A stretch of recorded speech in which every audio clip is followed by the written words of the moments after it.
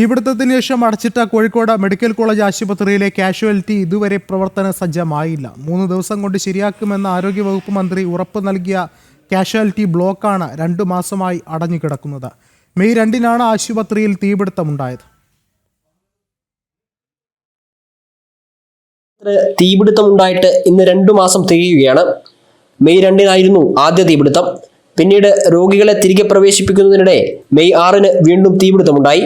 തുടർന്നാണ് വയറിംഗ് ഉൾപ്പെടെയുള്ള കാര്യങ്ങളിൽ പൂർണ്ണമായ പരിശോധന നടത്താൻ തീരുമാനിച്ചത്. എല്ലാ ആഴ്ചയിലും ഇലക്ട്രിക്കൽ, PWD, ബയോമെഡിക്കൽ വിഭാഗങ്ങളിൽ നിന്ന് റിപ്പോർട്ട് വാങ്ങി കലക്ടർ പ്രവർത്തനം വിലയിരുത്തുന്നുണ്ടെങ്കിലും പുരോഗതി ഉണ്ടാകുന്നില്ല. തീപിടുത്തത്തെ തുടർന്ന് ഇലക്ട്രിക്കൽ ഇൻസ്പെക്ടറേറ്റ് വിഭാഗം പരിശോധന നടത്തി റിപ്പോർട്ട് ആരോഗ്യവകുപ്പിന് കൈമാറിയിരുന്നു. കെട്ടിടത്തിലെ മുഴുവൻ ബ്ലോക്കിലെയും വയറിംഗുകൾ പരിശോധിക്കുകയും ആവശ്യമുള്ളവ റിപ്പയർ ചെയ്യുകയും വേണം.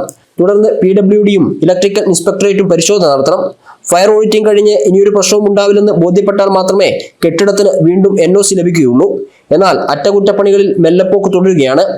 MRI UPS റൂമിന്റെ അറ്റകുറ്റപ്പണി മാത്രമാണ് അല്പമെങ്കിലും നടക്കുന്നത്. 195 കോടി മുടക്കിയാണ് PMSSY ബ്ലോക്കിന്റെ നിർമ്മാണം പൂർത്തിയാക്കിയത്.